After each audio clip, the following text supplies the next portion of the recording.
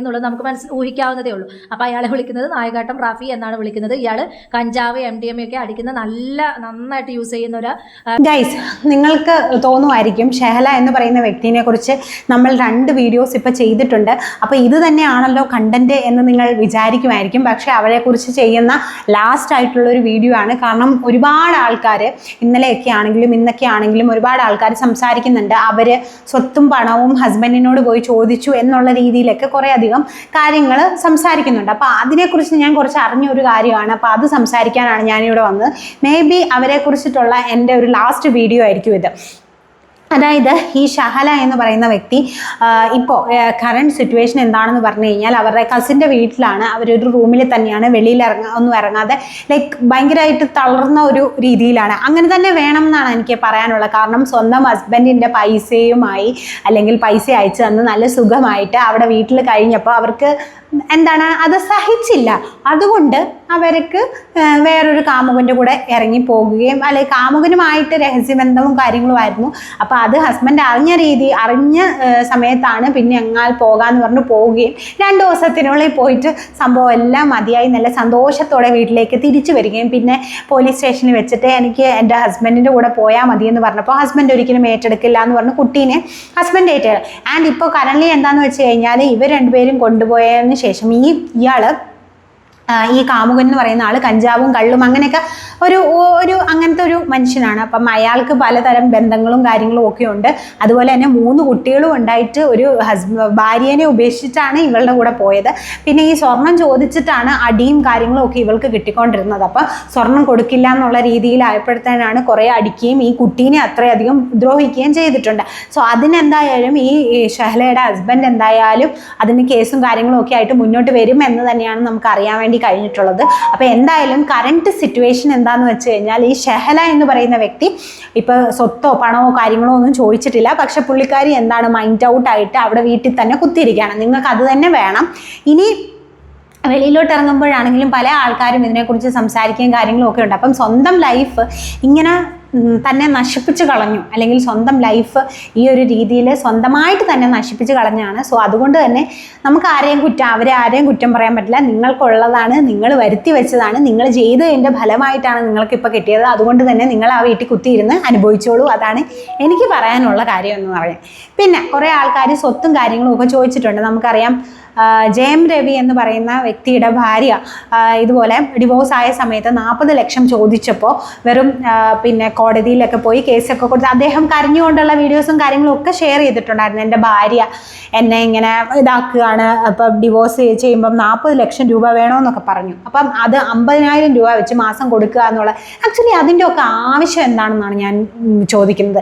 അതായത് 2 ആൾക്കാർ ഇപ്പം ഒരു ഭാര്യ അല്ലെങ്കിൽ ഭർത്താവ് എന്ന് പറയുമ്പോൾ അവർ 2 പേരുടെയും താല്പര്യപ്രകാരം അവർ കല്യാണം കഴിക്കുന്നു, അവർ പിരിയുന്നു. അവിടെ ഒരു കുട്ടി ഉണ്ടെങ്കിൽ ദാറ്റ്സ് ഫൈൻ. ഇപ്പോൾ അവിടെ ഒരു കുട്ടി ഉണ്ടെങ്കിൽ ആ കുട്ടീനെ ഇപ്പം ഭാര്യയുടെ കൂടെയാണെങ്കിൽ ആ കുട്ടികൾക്ക് ചിലവിനുള്ള കാര്യങ്ങൾ കൊടുക്കുക. ഈ ഭാര്യയ്ക്ക് എന്തിനു കൊടുക്കണം എന്നുള്ളതാണ് എനിക്ക് ചോദിക്കാനുള്ളത്.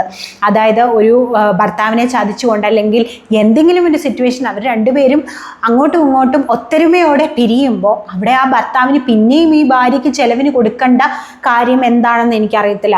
പിന്നെ ചിലപ്പോൾ പൈസയും കാര്യങ്ങളും ഇല്ലെങ്കിൽ അല്ലെങ്കിൽ പഠിത്തമില്ല, ജോലിയില്ല എന്നൊക്കെ പറഞ്ഞു കഴിഞ്ഞാൽ ഇപ്പോൾ ഒരാൾക്കിപ്പം വിദ്യാഭ്യാസം ഇല്ലാത്ത ഒരാൾക്കാണെങ്കിൽ പല ജോലികളും കിട്ടും. ഇപ്പോൾ ഒരു തുണിക്കടയിൽ പോയി നിൽക്കാം, അല്ലെങ്കിൽ എവിടെയെങ്കിലുമൊക്കെ പോയി നിൽക്കാം, അല്ലെങ്കിൽ ഏതെങ്കിലും ഷോപ്പിൽ പോയി നിൽക്കാം, അല്ലെങ്കിൽ സ്വന്തമായിട്ട് എന്തെങ്കിലും ബിസിനസ് എന്നല്ല എന്തെങ്കിലുമൊക്കെ കാര്യങ്ങൾ ചെയ്യാം.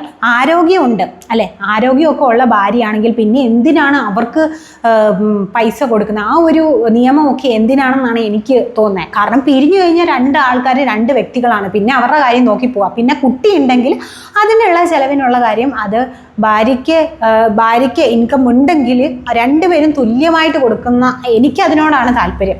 അല്ലാതെ ഭാര്യയ്ക്ക് ജീവിക്കാൻ വേണ്ടിയിട്ട് ഇത് കൊടുക്കുക, അതൊക്കെ ഒന്ന് കല്യാണം കഴിച്ചു പോയി എന്ന് പറഞ്ഞ് പിന്നെ ഇവർ ഫുൾ തലയിലാണോ? അങ്ങനെയൊന്നുമല്ല. എനിക്കത് പിന്നെ ഇപ്പോൾ കല്യാണം കഴിക്കുന്ന സമയത്ത് എന്തെങ്കിലും ഡൗറിയോ കാര്യങ്ങളോ അല്ലെങ്കിൽ സ്വർണ്ണമോ ഒക്കെ കൊടുത്തിട്ടുണ്ടെങ്കിൽ അത് തിരിച്ച് നമ്മൾ കൊടുക്കേണ്ടതാണ്, അല്ലെങ്കിൽ അത് തിരിച്ച് കൊടുക്കേണ്ട കാര്യമാണ്. അല്ലാതെ ഇങ്ങനെ പൈസയും കാര്യങ്ങളും ഒക്കെ കൊടുക്കേണ്ട എന്താവശ്യമാണ്? അല്ലെങ്കിൽ അവർ തമ്മിൽ അത്രയും പിരിഞ്ഞു കഴിയുമ്പോഴത്തേക്ക് അതിൻ്റെ ആവശ്യം എന്താണെന്ന് എനിക്കറിയത്തില്ല.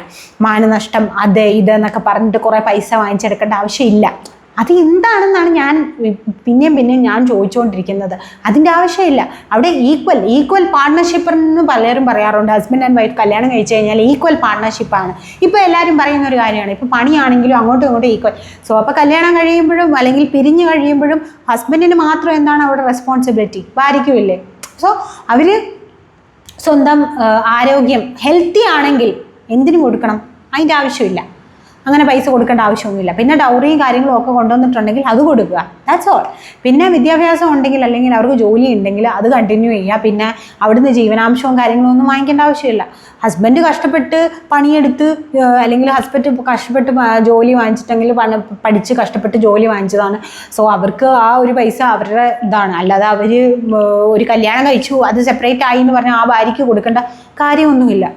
സോ എനിക്കത് എൻ്റെ അഭിപ്രായമാണ് ഗൈസ്. കാരണം ഇന്നലെയൊക്കെ ഒരുപാട് ആൾക്കാർ ഇതിനെക്കുറിച്ച് സംസാരിക്കുന്നുണ്ടായിരുന്നു. സോ എനിക്ക് ഇന്നലെ വീഡിയോ ചെയ്യാൻ പറ്റിയില്ല. സോ അതുകൊണ്ടാണ് ഞാൻ ഇന്ന് എൻ്റെ ഒരു അഭിപ്രായം അല്ലെങ്കിൽ ഈ ഒരു ജോലി. അപ്പം ആക്ച്വലി ഷഹല എന്ന് പറയുന്ന വ്യക്തി ഇപ്പം ഭയങ്കര തളർന്ന് അല്ലെങ്കിൽ അവളുടെ സിറ്റുവേഷനൊക്കെ വേറൊരു രീതിയിൽ തന്നെയാണ്, എല്ലാം നഷ്ടപ്പെട്ട ഒരു രീതിയിൽ തന്നെയാണ് നിൽക്കുന്നത്. അപ്പോൾ എനിക്ക് പറയാനുള്ളത്, ഇങ്ങനെ കാണിച്ച് എല്ലാ സുഖവും സൗകര്യവും സന്തോഷവും ഒക്കെ ഉണ്ടായിരുന്ന സമയത്ത് സ്വന്തം ഭർത്താവിനെയും കുട്ടീനെയും ഓർക്കാതെ ആ കുട്ടീനെ വരെ കൊണ്ടുപോയിട്ട് ദ്രോഹിച്ച് അവൾ. അപ്പോൾ അവിടെ ഒരു നീതിയും അവർ അർഹിക്കുന്നില്ലെന്ന് തന്നെയാണ്. കാരണം ഒരുപാട് ആൾക്കാർ ഇപ്പോൾ എന്നെ നെഗറ്റീവ് പറഞ്ഞുകൊണ്ട് വരും. അവർ പോട്ടെ, അവരുടെ ഇതാണ്, നീ അവിടെ നിന്ന് കഞ്ഞി ഉണ്ടാക്കുക. ഇങ്ങനെയൊക്കെ ചെയ്തപ്പോൾ അത് പബ്ലിക്കിൽ സംസാരിച്ചിട്ടുണ്ടെങ്കിൽ എനിക്കും സംസാരിക്കും, ഞാൻ ഇനിയും സംസാരിക്കും. അവരെക്കുറിച്ച് പലരും വീഡിയോസ് ഇട്ടിട്ടുണ്ടെങ്കിൽ അല്ലെങ്കിൽ പല കാര്യങ്ങൾ വന്നിട്ടുണ്ടെങ്കിൽ ഞാൻ ഇനിയും സംസാരിക്കും. സോ എന്തായാലും ഐ തിങ്ക് ദിസ് ഈസ് അവരെക്കുറിച്ച് ഞാൻ ചെയ്യുന്ന ലാസ്റ്റ് വീഡിയോ ആയിരിക്കും. പക്ഷേ ഇനി ആൾക്കാർ സംസാരിക്കുന്നുണ്ടെങ്കിൽ ഞാനും ഓഫ് കോഴ്സ് സംസാരിക്കും. കാരണം ഒരാളെങ്കിലും എൻ്റെ വീഡിയോ കണ്ടിട്ട് ഇങ്ങനെയൊക്കെ ചിന്തിക്കുന്നുണ്ടെങ്കിൽ അതൊന്ന് നേരെ നടക്കാനായിട്ട് അവർക്ക് തോന്നട്ടെ. എനിക്ക് പറയാനുള്ളത്, നിങ്ങളിപ്പോൾ ഒരു ഹസ്ബൻഡും അല്ലെങ്കിൽ വൈഫും ആയിട്ടില്ലെങ്കിൽ കല്യാണം കഴിച്ച് നിൽക്കുന്ന ഒരു സമയത്ത് നിങ്ങൾക്കൊരു റിലേഷൻഷിപ്പ് തോന്നിയോ ഒരു കറണ്ട് റിലേഷൻഷിപ്പ് താല്പര്യമില്ലെങ്കിൽ ഓപ്പണപ്പായിട്ട് പറയുക, എനിക്ക് ഇതിനകത്ത് നിൽക്കാൻ താല്പര്യമില്ല എന്ന് പറഞ്ഞ് ഡിവോഴ്സ് എന്ന് പറയുന്ന ഒരു എന്താ പറയുക മാന്യമായിട്ടുള്ളൊരു വേ ഉണ്ട്. ഡിവോഴ്സ് ചെയ്യുക, വേറെ കല്യാണം കഴിക്കുക. ഇത് ഓടിപ്പോയിട്ട് ഗൾഫിൽ കിടക്കുന്ന ഭർത്താവ് വരുമ്പോഴത്തേക്ക് വേറെ അവൻ്റെ കൂടെ ഓടിപ്പോയി കഴിയുമ്പോൾ ആ ഭർത്താവ് നാട്ടുകാരുടെ മുന്നിൽ നോക്കുക, മൈൻഡ് ചെയ്യുക.